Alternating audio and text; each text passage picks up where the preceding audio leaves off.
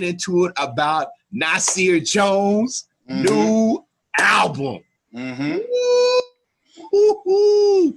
Fire. King's Disease. Right. Fire. I'm gonna let you fire off on it first. Well, you know, Nas's last album was one of those 7-track albums that Kanye put out a few, what was that? Was that a year ago or 2 years ago? It was a couple years ago. I think it was two years ago. And it was pure trash. It was god awful. And they just showed how far Kanye had slipped. But a lot of people were like, well, maybe it's Nas's fault. Maybe Nas couldn't rock on his beats. Well, then here we go 2 years later. Now Hit Boy, who is one of the premier producers out there, a well-respected young premier producer who actually came up out of Kanye's camp. Yes. At one point, he was in the good music camp. Yes. And kind of went on to do his own thing. And they did this project together. The two of them collaborated, created this album. Hit Boy did the entire soundscape. They brought in a lot of younger artists. A lot of like, I'm talking about like Lils. There were a couple Lils on the album, and then there were some other guys that are like really like in like the first part of their prime right now. Yeah. That took part in this album. Big Sean's on there, and I'm gonna tell you right now, to hear Nas on that current bop, I wasn't sure how it was gonna work out, man. I wasn't sure, but I'll tell you right now, I'm happy with it. King's Ransom, I mean not King's Ransom, but King's Disease, yes, is definitely worth a listen. It's definitely worth it. Yes. I thought it was real cool that he brought the one cut on there called Full Circle. He pretty much brought the firm back on there. AZ, Foxy Brown, Cormega on there. I mean, I'm like, oh snap! I never guessed to hear the firm back again together what again. Nature though, like, I know. Man. Yeah, but I mean, I know he was kind of a stand-in for Cormega because there was some problems there at the time. Right. But you know, you gotta let Nature at least get like, you know, get something, ad lib or something. I'm about to say, hey, something, but no. So I mean, you had that, like you said, you got some new cats, Brucey B. I think that's one of the youngsters you were talking about. Cut called The Definition. I love that cut called Replace Me and The War Is Won. Till the War Is Won. Oh man. Yeah, that's my guy from Chicago. My guy. My guy. I think that this is what I would say. That the records that he did when he got with the younger cats, he didn't do what some older artists do, which is try to flip and turn into what the young dudes are doing. Yes. He kept it himself. Exactly. He refreshed it, but he kept it himself. And then what happened was the younger producer, Hit Boy, the younger artist, they moved towards him. You know what I'm saying? Instead of him moving towards. So I like that because it made the album sound more cohesive and more authentic. Yes. So I like that. Yes. And the thing about it is that it kind of reminded me, and that was a beautiful breakdown too, Lou, on basically, you can call it out of respect, out of homage, because they know this is Nasir Jones. This is not one and ones. This is in the top 2, top 3 of all time, dude. And so we need to move to him. Yeah. And so, but one of the things that I thought that was really, really great about this, and it kind of was thinking about when Jay-Z did, was it the Black Album? I think when he started, listen where I'm going with this is basically where Jay-Z basically moved to that grown man rap. He basically kind of left all that kid stuff and really was very mature. The stuff he was talking about wasn't, was more mature and really, oh wow, I really got to listen to this and what this dude is talking about. Nas has always been like that, but pretty much with it was Nas. It was Nas, and just his wordplay, the wordplay was there, the vocab was there. I mean, just like you said, it's classic Nas, but basically just remixed, shook up, and just dumped to you. And here it is. And so I mean, it's great. If if you love hip hop, the essence of hip hop, you need to cop. You don't even have to cop the album. You can go on iTunes, you can go on YouTube, listen to a few cuts, and I'm telling you, you will not be disappointed. I mean, this Nas came through. And even though you got cats like Vlad that said he's the worst beat picker on one of the worst beat pickers in hip hop, dude, he came through with the youngster. Can I say something about Vlad?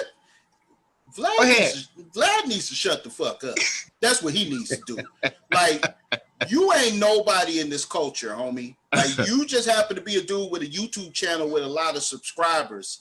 That's all you are in this culture. You don't get to tell anybody anything about anything they do in this culture. You've been a sucker your whole life. Oh, yeah. He eating swell off us. He's been eating swell off. Like 10 million swell. And the thing about it is, and I look sideways at everybody that goes down there and does those interviews with dude for free. You know what I'm saying? Corey was just talking about that. That the reason why he's like, look, dude, he invited Corey to come over there. Hey, man, why don't you come on my show on the 5150? He didn't want to do it. Corey was like, you know how Corey get down. Corey's like, man, why am I gonna go to yours? And so if I'm gonna go on yours, you making money off this video. We need to make a contract so that way, not only of course you're gonna get paid, but I need to make sure I'm getting my cut. Right. Because that's just what it is. Let me say this to all these, the brothers that go on there, because it's brothers that's going on there. Oh yeah. The thing about it is, for a lot of you cats, you won't come on a platform, a black-owned platform, unless it's a check involved or something involved. Right. For some reason, you guys love to run over there and jump on these cats' platform, not ask them for nothing, for and free. You just happy with and you act like it's a lookout for you. No, you're the lookout for them. It's not like doing? Yeah, it's not like you going on. It's not like you going on some major. Like if you went on, I'm just saying, like The View or something super major where you're gonna go for free, you can understand why I'm doing that, dude. This is national. Or I'm going on CNN, or I'm going on Fox, dude. Well, yeah, that's going. You don't need to pay me for that. I'll give you a better example, please. Going on The Breakfast Club, or going on Ebro in the Morning and doing an interview there. The alley-oop is the fact that interview is going out across the city of New York, and in the case of The Breakfast Club, I don't know how many cities they're syndicated to. I think it's a lot. I know it's double digit. I think it's about 20 cities that they go into. So you're reaching a very wide audience on top of all the people on YouTube, right? Besides, these are tastemakers within our culture. These are people who have done stuff, and they have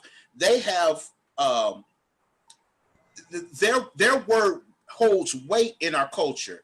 DJ Vlad's word holds no weight in our culture, other than he might be able to tell you how to build up 1 million or 2 subscribers on a YouTube channel. I might listen to him about that, but I'm not going to listen to him about anything having to do with anything about the technical aspect, the cultural aspect, or anything about this culture. I'm not listening to nothing from him, because he don't have no weight or no background, no resume to speak to anybody about this culture. No. Because basically all he's doing is he's taking our cats, our rappers, our MCs, our comedians, a few so-called leaders, or because the bulk of his content is black. I mean, now mind you, he's got other stuff on there.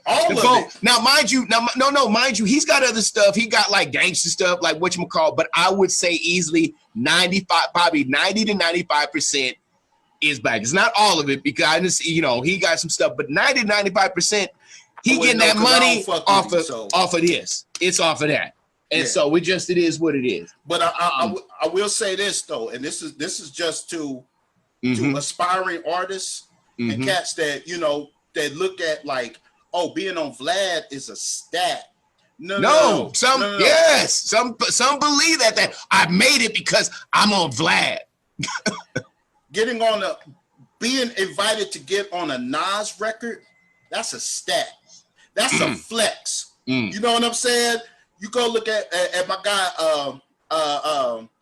you know, and not even like for Big Sean, even for someone like a Big Sean, that's a stat. And everybody beneath him, that's a stat. I think the dude, what's his name, Fabio or something. It's a stat for anybody to say, man, not only did I got on a real record with Nas. I didn't do a fake one where I just do my verse at the end. No, this was a real record. Right. So that's on your resume for life. It's like, look, man, you know, so it is what it is. But yeah, so make sure you go cop that album. Please make sure you go cop that album. Yeah, if you love hip hop, cop Disease, the album. Yeah, King's Disease is the name of the album. It just dropped this last Friday. You definitely got to go check that out. Got to. And Big Gordo, I told him, I put in the deal that my man he's basically a culture vulture. And I love it, Mike. Absolutely. I love it. He had said the list of vultures is long, which is true. And he said, we give away our power because of the lack of resources. Absolutely. Absolutely. Man. That's it right there. Big Mike, man, you right nailed it, man. The bell, man, you nailed it. So the thing about it is you got to have more platforms. We got to have more resources so that way we don't have to be giving our time to somebody else where they're making money and not bringing it back and putting it in the Black community. And that's the bottom line. And even beyond that, man, it's just like this. If I'm going to sit down, I'm an artist, or I have a story to tell, that story, my interview holds value to someone who's on YouTube. Okay, so cool. So since I know that there's value there, we should have a discussion about, well, how are we going to, the monetizing of this interview?